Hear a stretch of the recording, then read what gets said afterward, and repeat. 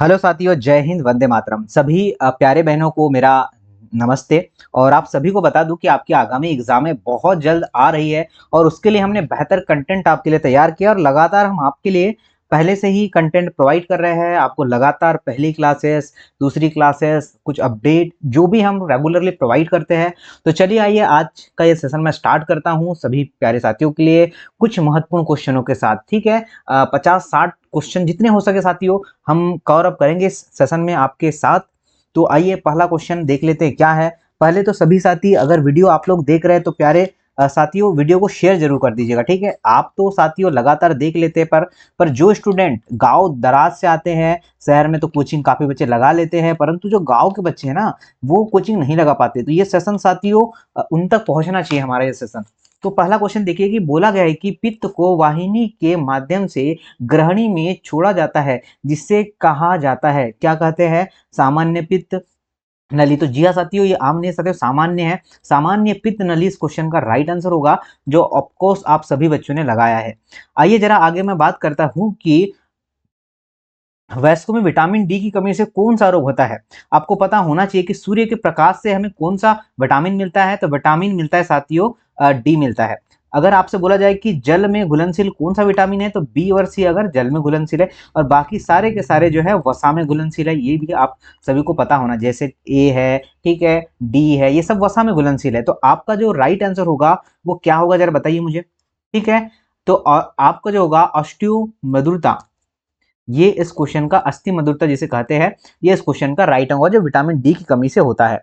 अब नीचे comment box में ये बताना कि विटामिन ए की कमी से कौन सा रोग होता है। बोला गया है कि जटिल अणुओं के अधिक सरल पदार्थों में तोड़ने की प्रक्रिया को क्या कहते हैं। बताइएगा, घूस कहते हैं, अपवर्तन, विवर्तन, पाचन। तो जाहिर सी बात है साथियों, हम कोशिश कर रहे हैं कि आपको अच्छे क्वेश्चन करवाएं और यही क्वेश्चन एग्जाम में देखने को मिलेंगे। पाचन इस क्वेश्चन का सही आंसर हो जाएगा। उसी प्रकार से वह स्थान जहां पर मल अस्थायी रूप से जमा होता है, क्या कहते हैं? आपका कायकुम कहेंगे, पेट, ग्रहणी, मलाशय कहने वाले हैं। जरा बताइए, तो जहां पर आपका जो है साथियों मल स्थायी रूप से जमा होता है उसे मलाशय कहते हैं। क्या आप सभी साथी ऑप्शन नंबर डी के साथ जाना चाहेंगे? नेक्स्ट क्वेश्चन की बात करें कि इलियम की लंबाई कितनी होती है। ठीक है, साथियों आपके मानव शरीर से रिलेटेड क्वेश्चन है। आप देखिए, आपको पूछा जाएगा और आपसे बनना भी चाहिए। बताइएगा कि इलियम की लंबाई कितनी होती है। 5 2.5 मीटर, 3.5 मीटर, 1.5 मीटर, 2.9 मीटर। तो आपका इलियम की जो लंबाई होती है साथियों 3.5 मीटर होती है। Option number B is the right answer. और मुझे बताना कि कमेंट्स करके कंटेंट में मजा आ रहा है आप लोगों को। नेक्स्ट क्वेश्चन की बात करूंगा साथियों कि कुपोषण के प्रकार का अर्थ। कुपोषण दोष रोग होता है, सूक्ष्म दोष रोग है, दूध की कमी से होने वाला रोग है, या फिर खनिज की कमी से होने वाला रोग है। सभी साथी जरा नोट डाउन करके बताना मुझे। तो बच्चा ध्यान रखना कि आपका खनिज की कमी से होने वाला रोग है। डी आंसर बिल्कुल सही हो जाएगा। उसी प्रकार देखिए, बात करता हूं नेक्स्ट क्वेश्चन की कि घुलनशील आहार फाइबर के स्रोतों में शामिल है। बीन्स और जो आपका ओट्स, जौ, सब्जियां और फल, या जो है ऊपर की सब्जी। बताइए, तो आपका जो उपरोक्त सभी, ठीक है, ऊपर की सब्जी बोल रहा भाई, ऊपर उपरोक्त सभी। तो आपका जो राइट आंसर होगा, जाहिर सी बात है कि उपरोक्त सभी आपका सही आंसर हो जाएगा। नेक्स्ट क्वेश्चन देख लेते हैं क्या है। नेक्स्ट क्वेश्चन की अन्य एंजाइमों के लिए सहकारक के रूप में कार्य करने वाला खनिज है। कौन सा खनिज है बताइए मुझे। लोहा, या फिर आपका एटन, या फिर आपका जो है मीथेन, या फिर पोटेशियम होने वाला है। बताइए जरा क्या हो सकता है। सभी साथी ध्यान से बताइएगा, क्या आप लोग पोटेशियम आंसर लगा रहे हैं क्या? डी वाले बच्चा बिल्कुल करेक्ट है। अगर आपने डी चूज किया तो बिल्कुल सही है। तो नेक्स्ट क्वेश्चन बोला है कि मौखिक गुहा के कार्य क्या है। तो मौखिक गुहा के कार्य आपको बताना है। पहला, केवल जो है स्नेहन, केवल रासायनिक पाचन, सिंथेटिक एंजाइम जारी करना, या फिर स्नेह और रसायन पाचन। क्या हो सकता है बता सकते हैं क्या? तो देखिए, स्नेह और रसायन इज अ राइट आंसर। ठीक है, ऑप्शन नंबर डी करेक्ट होगा। नेक्स्ट क्वेश्चन पर आता हूं, देखिए क्या है। नेक्स्ट क्वेश्चन नोट करिएगा बोला गया है कि ऐसे रासायनिक यौगिक जो कि कम मात्रा में आवश्यक होते हैं लेकिन चयापचय और सामान्य वृद्धि के लिए महत्वपूर्ण होते हैं। बताना मुझे क्या हो सकता है। तो खनिज, लिपिड, कार्बोहाइड्रेट या विटामिन। तो विटामिन अगर आपने लगाया है तो बिल्कुल सही आंसर होगा। ठीक है, नेक्स्ट क्वेश्चन पर आता हूं। नेक्स्ट क्वेश्चन देख लेते हैं क्या है। बोला गया है कि पोषक तत्वों का अधिक सेवन या पोषक तत्वों का अधिक सेवन से सेवन को इस प्रकार वर्गीकृत किया गया है। पहला, केवल अति पोषण, केवल कुपोषण, केवल जो है आपको संतृप्त पोषण, या फिर अगर बात करते हैं अति पोषण और कुपोषण। क्या हो सकता है बताना मुझे। तो अति पोषण और कुपोषण, ऑप्शन नंबर डी बिल्कुल सही होगा। आगे बढ़ते हुए नेक्स्ट क्वेश्चन पर लेके चलता हूं और नेक्स्ट क्वेश्चन की बात करते हैं। जरा ध्यान से सुनना साथियों क्वेश्चन को, कि निष्क्रिय पेप्सिनोजेन को पेप्सिन में बदलने वाला अम्ल कौन सा होगा। बोले हाइड्रोक्लोरिक अम्ल होगा, जी हाँ साथियों, नाइट्रिक अम्ल होगा, ठीक है, नाइट्रिक एसिड होगा, साइट्रिक एसिड होगा, सल्फ्यूरिक अम्ल होगा। क्या आप लोग बता सकते हैं कि HCl हमारा सही आंसर होगा। हाइड्रोक्लोरिक अम्ल is a right answer. Next question पर आ जाते हैं। देखिए ध्यान से पढ़ना है कि रतौंधी किसकी कमी से होता है। मैंने एक क्वेश्चन आपको बोला था कि एक होमवर्क लिख लीजिएगा, जो पूछूंगा मैं आप लोगों को। तो vitamin C, vitamin B, vitamin A, vitamin D होगा। तो विटामिन ए की कमी से होता है रतौंधी। रतौंधी मतलब क्या है, रात में नहीं दिखाई देता है, दिन में तो प्रॉपर दिखेगा पर रात में नहीं दिखेगा। WHO का अर्थ क्या है, ठीक है, ये आप लोगों से पूछा जाएगा। अगर हेल्थ की जितनी भी एग्जाम है आप लोग दे रहे हैं ना, तो ये क्वेश्चन तो डेफिनेटली बोला जाएगा। 1947 में इसकी स्थापना हुई थी। वर्ल्ड हेल्थ ऑर्गेनाइजेशन जिसे कहते हैं, विश्व स्वास्थ्य संगठन। ठीक है, तो ध्यान रखना। चलिए आगे बढ़ जाता हूँ नेक्स्ट क्वेश्चन की ओर।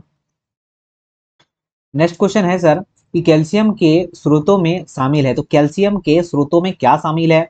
पत्ता गोभी और मेवा, दूध और बीन्स, जो है पनीर और अंडे, ठीक है, या फिर उपरोक्त सभी। तो आपका जो राइट आंसर होगा उपयुक्त सभी। ठीक है, सारी सभी के सही सही आंसर होगा। नेक्स्ट क्वेश्चन नोट करना कि रक्त के थक्के जमने और दांतों और हड्डियों में रख रखाव के लिए आवश्यक खनिज, आयोडीन, कैल्शियम, तांबा, क्रोमियम। तो आपको पता है हमारे दांतों में जो हड्डियां है, कैल्शियम होता है, कैल्शियम काफी मात्रा में होता है, इससे हड्डियां मजबूत होती है। सूप जैसा मिश्रण जिसमें पाचन के बाद भोजन परिवर्तित होता है, इसे हम लोग क्या कहते हैं, क्या कहलाता है। लार, सांस, कैम, पित्त का एक जो है प्रधान अंश। चलो बताओ बच्चा क्या हो सकता है। देखिए सर, अगर मैं बात करूं सही आंसर की, तो लगा दीजिएगा कि हमारा जो आंसर होगा बिल्कुल क्या,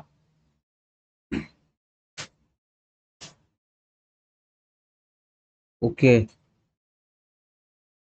कैम, लार। बोला गया है कि सूप जैसे मिश्रण को पाचन के बाद भोजन में परिवर्तित कराता है, इसे क्या। ठीक है, तो लार इस क्वेश्चन का राइट आंसर होगा, ये ध्यान रखना। ठीक है, नेक्स्ट क्वेश्चन बोला है कि शरीर में सभी उपचयित भोजन के निष्कासन की क्रिया को किस प्रकार वर्गीकृत किया जाता है। सिंपल क्वेश्चन है। ओके,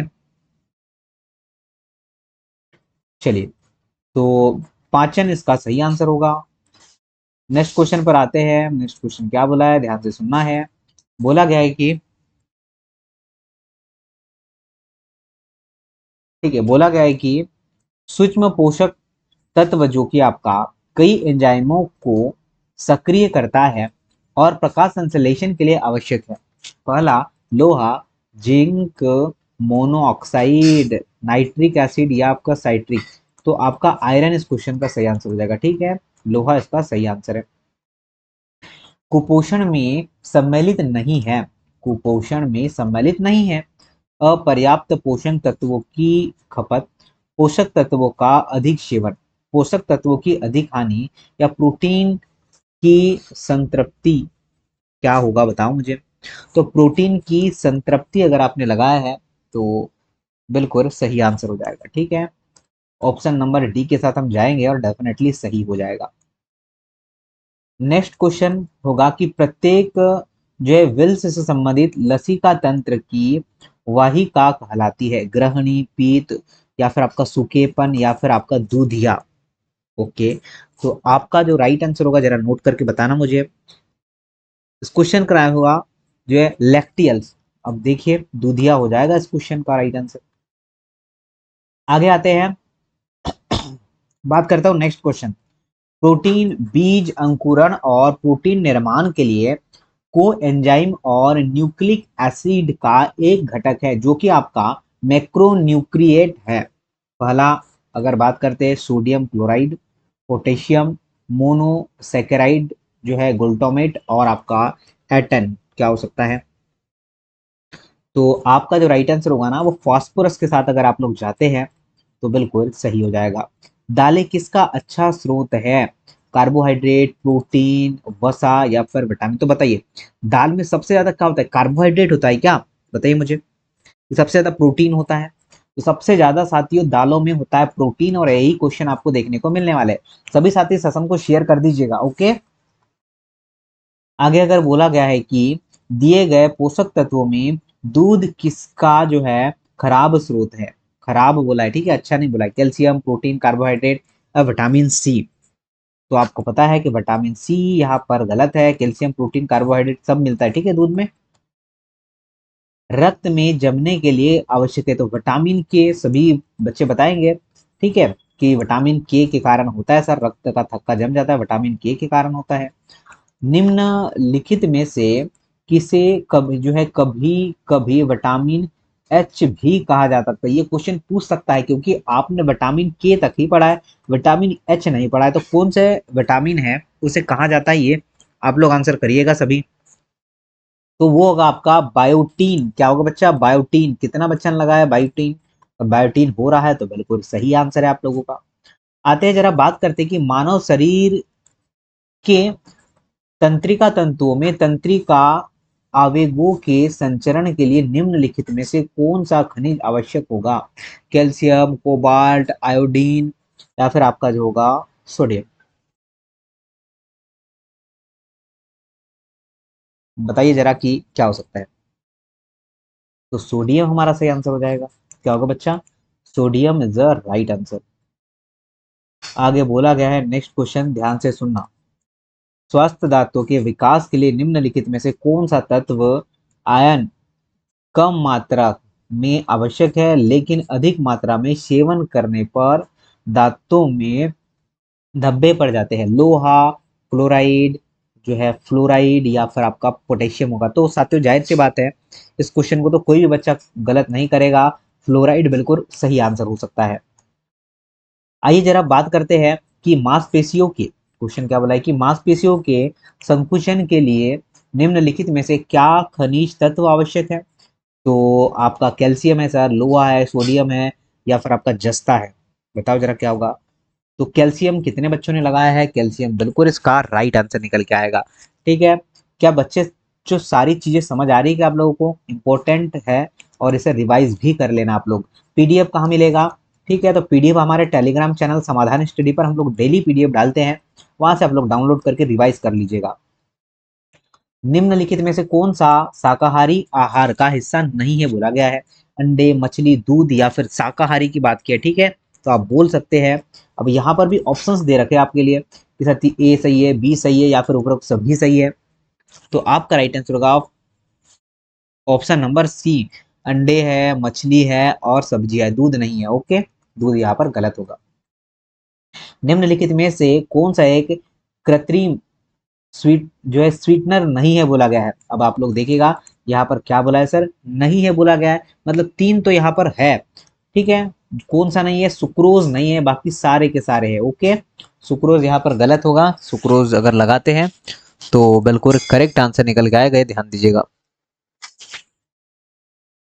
चलिए नेक्स्ट की बात करता हूँ।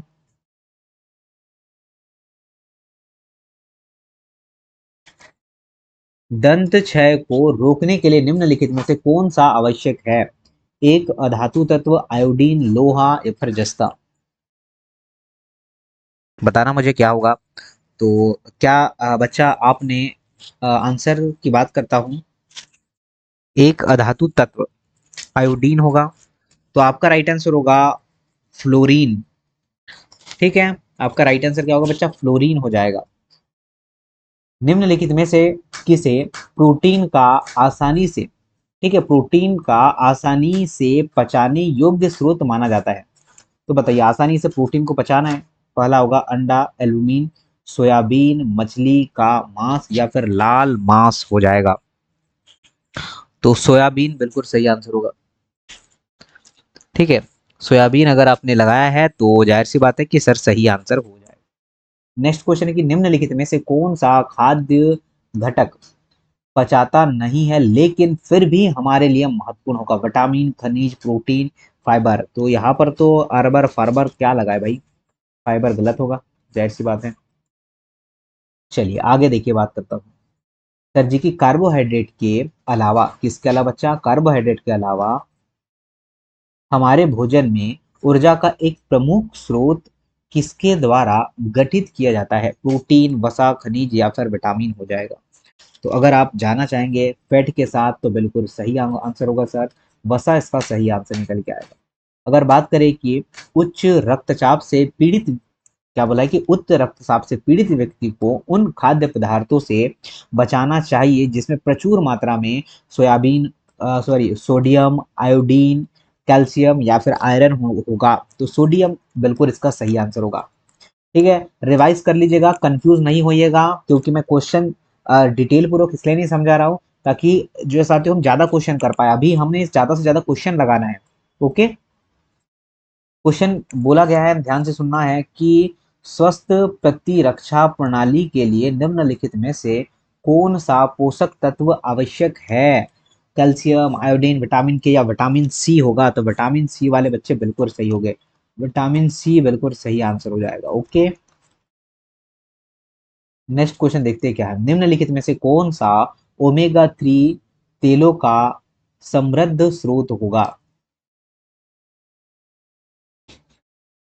ओके, बताना है आप लोगों को। दूध जो है, दुग्ध उत्पादन या फिर कॉडर लीवर तेल, सब्जियां, गेहूं के उत्पादन। तो आपका राइट है कॉडर लीवर तेल, ऑप्शन नंबर बी बिल्कुल सही है। आगे देखिए क्या है। हाल ही में कैंसर से सुरक्षा प्राप्त करने के लिए एक यौगिक सल्फो जो है सल्फोराफेन की खोज की गई। निम्नलिखित में से किसमें यह जो है पाया जाता है? दूध, मछली, चाय या फिर आपका जो है ब्रोकली। तो बहुत बढ़िया साथियों, ब्रोकली इसका सही आंसर निकल के आएगा। निम्नलिखित में से किसे संपूर्ण प्रोटीन आहार माना जाता है? किसकी बात कर रहे साथियों, संपूर्ण प्रोटीन आहार? बादाम, चने की दाल, सोयाबीन या फिर काजू। चलिए तो आपको खिला देते हैं आज सोयाबीन हम लोग। ठीक है, तो आपका राइट आंसर, सबसे ज्यादा प्रोटीन होता है इसमें प्रचुर मात्रा में। और एमपी की जो है ज्यादा जो बोला जाए ना फसल कौन सी है, तो सोयाबीन ही होती है सबसे ज्यादा। निम्नलिखित में से कौन सा पानी में घुलनशील विटामिन है और इसे जो है प्रतिदिन लेना आवश्यक है? Vitamin D, vitamin C, vitamin K और विटामिन ए। किसके साथ जाना चाहेंगे? तो विटामिन सी के साथ जाइए सर आप लोग, विटामिन सी सही आंसर होगा। खुली सब्जी को धोने से कौन सा विटामिन निकलता है बताइए? खुली सब्जी को अगर धो लेंगे तो कौन सा विटामिन गायब हो जाएगा? सर जी विटामिन सी गायब हो जाएगा, आंवला वगैरह में विटामिन सी ही होता है, खट्टे फलों में। दूध, पनीर, अंडे किसके स्रोत होते हैं? बताइए मुझे, किसके स्रोत होते हैं? बढ़िया क्वेश्चन है ना। विटामिन ए और डी, विटामिन ए और डी का स्रोत है। ठीक है बच्चा, आगे नेक्स्ट क्वेश्चन बोला है कि जो है पाइप पाइपरीन एक यौगिक है जो कहाँ पाया जाता है? मिर्ची, हल्दी, इलायची या फिर लौंग में? तो सर काली मिर्च, काली वाली मिर्च में पाया जाता है, तो इसका राइट आंसर क्या होगा? मिर्च होगा। निम्नलिखित कथनों पर विचार करना है, आपको बताना है कि कौन सा सही है कौन सा गलत है। सभी लोग बताएंगे, अच्छा क्वेश्चन है। बोला गया है कि बैगन जो है आयरन का अच्छा स्रोत है। बैगन आयरन का अच्छा स्रोत नहीं है भाई साहब, यहाँ पर पालक आता तो सही हो जाता। या फिर आपका कद्दू विटामिन ए का अच्छा स्रोत है क्या? चलिए बोल सकते हैं कद्दू विटामिन ए का, मतलब सेकंड लगा लीजिए, ऑप्शन यहाँ पर थोड़ा गलत दे रखा है। ठीक है, दोनों दे रखा है, दोनों तो नहीं है।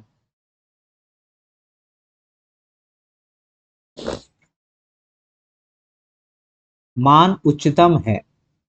कार्बोहाइड्रेट, वसा, प्रोटीन और विटामिन, बताइए किसका होगा? तो आपने फैट लगाया है तो बिल्कुल सही आंसर हो जाएगा। कि 50 क्वेश्चन हम आ रहे हैं कंप्लीट करने के लिए। बोला है कि मधुमेह रोगियों द्वारा उपयोग किए जाने वाले जो है स्वीट टेक्स्ट में ऊर्जा की मात्रा होती है, कितने कैलोरी ऊर्जा होती है बताइए मुझे? 0 कैलोरी, 0 किलो कैलोरी। आपका राइट आंसर हो जाएगा डी। निम्नलिखित में से कौन सी धातु विटामिन B12 का घटक है? लोहा, मैग्नीज, जस्ता, कोबाल्ट। तो बिल्कुल जाहिर सी बात करते हैं कि साथियों विटामिन B12 को कोबाल मिया कहते हैं ना, तो इसका सही आंसर हो जाएगा। हड्डियों को मजबूत करने के लिए तो आपको बता दिया है कि इसका राइट आंसर विटामिन डी ही होगा। फिर कैल्शियम के साथ काम करता है तो विटामिन डी काम करता है। ये निम्नलिखित में से कौन सा खाद्य पदार्थ आयरन में भरपूर, मतलब किसमें सबसे ज्यादा आयरन होता है बताइए? तो आयरन जो है पालक में होगा, दालों में होगा। ठीक है, चलिए आगे बढ़ जाते हैं और एक क्वेश्चन दे देता हूं मैं। ठीक है, ये क्वेश्चन लिख लीजिए आप लोग होमवर्क। ठीक है, इसके बाद मैं आपको बाद में करवा दूंगा क्वेश्चन जो है। निम्नलिखित में से किस में जो है लॉरिक एड्स जो है एसिड होता है जिसका उपयोग कुछ संक्रमणों के इलाज में हम लोग करते हैं और साबुन के निर्माण भी करते हैं? तो इसका आंसर आप लोग को जरूर से होमवर्क के तौर पर बताना है। और अब जो है और एक क्लास आएगी आप लोगों के लिए, तो जरूर से आप सभी साथी शेयर जरूर करिएगा, पसंद आए तो लाइक करिएगा। ठीक है, तो मिलता हूँ नेक्स्ट क्लास में। थैंक यू वेरी मच साथियों, जय हिंद। और रिवाइज करिएगा, बेस्ट ऑफ लक।